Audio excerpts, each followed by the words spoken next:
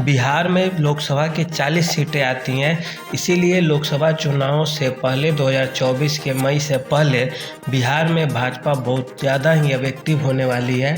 और इसके जो मुख्य रणनीतिकार है, जो मुख्य एजेंडा बनाने वाले हैं, वे है केंद्रीय गृह मंत्री अमित शाह।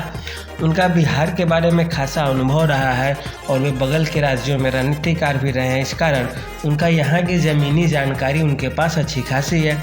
अमित शाह भी हाल ही में खुफिया सर्वे कराए हैं बिहार के बारे में, जहाँ पे उनके पास बहुत सारी जानकारियाँ पहुँची है कि कहाँ कौन मजबूत है, कैसे है, किसे लोग चाह रहे हैं, किसे नहीं चाह रहे हैं। इस आधार पे अब अमित शाह बिहार चुनाव का कमान अपने हाथों में लेने वाले हैं और इसके तहत जो सबसे पहली रणनीति है भारतीय जनता पार्टी की, वह है कि नीतीश कुमार की पार्टी को तोड़ मरोड़ दो।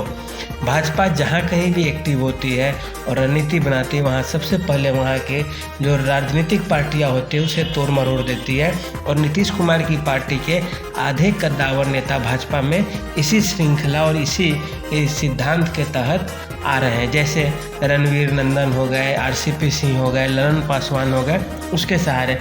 दूसरी बात रही, भाजपा अपने कुछ अच्छे बोलने वाले जो वक्ता नेता है उसे आगे कर रहा है, जैसे सम्राट चौधरी, विजय सिन्हा, गिरिराज सिंह, शाहनवाज हुसैन। इस तरह के जो अच्छे अच्छे फेस हैं, चेहरे हैं, उसे अमित शाह अपनी रणनीति के सहारे आगे करते जा रहे हैं। जैसे जैसे चुनाव आएंगे देखिएगा आपकी वे लोग बोलते नजर आएंगे अच्छे खासे मात्रा में। तीसरी बात है, नीतीश कुमार की जो नीतियां हैं उस पर अच्छा से प्रहार करे, पकड़ बनाए, नीतीश पर कटाक्ष करे। इसके लिए सबसे उपयुक्त भाजपा का चेहरा है वो है सुशील मोदी।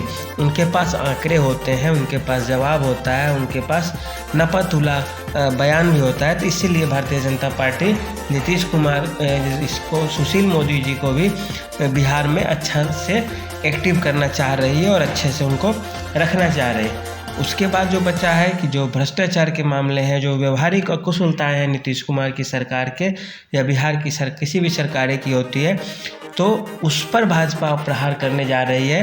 क्योंकि नीतीश कुमार के खिलाफ एंटी इनकम्बेंसी का जब तक माहौल नहीं बनेगा तब तक भाजपा के लिए चुनाव जीतना सही नहीं जीत पाएगी भाजपा। और इसी एंटी इनकम्बेंसी का सहारा लेकर भाजपा लालू यादव की तेजस्वी और तेज प्रताप और लालू यादव के परिवार पर भी कटाक्ष कर सकती है, हमला कर सकती है और तभी जाकर यह बिहार में कुछ भी सोच सकती है। लोकसभा के लिए सही मायने में पूछा जाए तो बिहार की जनता आज भी जितनी तैयार है, आज उतनी ही 2024 में भी रहेगी। और इस लोकसभा चुनाव में भाजपा का जो पकड़ होता है, जो वोट प्रतिशत होता है, वह किसी से छिपा नहीं होता है और राज्य सरकार राज्य की जितनी पार्टियां उससे अलग थलग पड़ता है और मजबूत पड़ता है। इस मामले में भाजपा तो आ गए, लेकिन भाजपा चाहेगी कि हम जो ज़मीनी स्तर पे और मजबूत हों और हमारे तरफ लोगों का रुझान बढ़े और इसी के सहारे वे 2025 में राज्य सरकार पर दबाव बनाएंगे और एक बड़ा विकल्प बनकर उभरने की कोशिश करेगी। इसी कड़ी में भाजपा का सबसे बड़ा जो मददगार सामने आ रहे हैं, इसमें अपने पार्टी के नेताओं के साथ साथ गठबंधन के चिराग पासवान का सबसे बड़ी भूमिका आने वाली है और जीतन राम मांझी और चिराग पासवान जो एक दलित तबके से आते हैं, उनके पास अच्छा खासा वोट बैंक है और जीतन राम मांझी उनका भी अच्छा खासा वोट बैंक है। और जो दूसरी बात रही कि इधर से उपेंद्र कुशवाहा और सम्राट चौधरी के कारण कुशवाहा वोटर भी अच्छे खासे मात्रा में भाजपा को मिलने जा रहे हैं। तो इस तरह से भाजपा छोटी छोटी पार्टियों को, छोटी छोटी जातियों को मिलाकर एक नया विकल्प तैयार करना चाह रही है और नए चेहरा के रूप में सम्राट चौधरी को ला रही है। तो इससे अगली वीडियो जब हम बनाएंगे तो बताएंगे कौन कौन सी जातियाँ भाजपा के खेमे में हैं और कैसे है। लेकिन आज यही है कि सबसे पहले भाजपा चेहरा तैयार कर रही है और उसके बाद दूसरे नंबर पर जातियों का समीकरण बनाया जाएगा और तब भाजपा एक्टिव हो जाएगी बिहार में बहुत तेज़ी से और बहुत अच्छे से।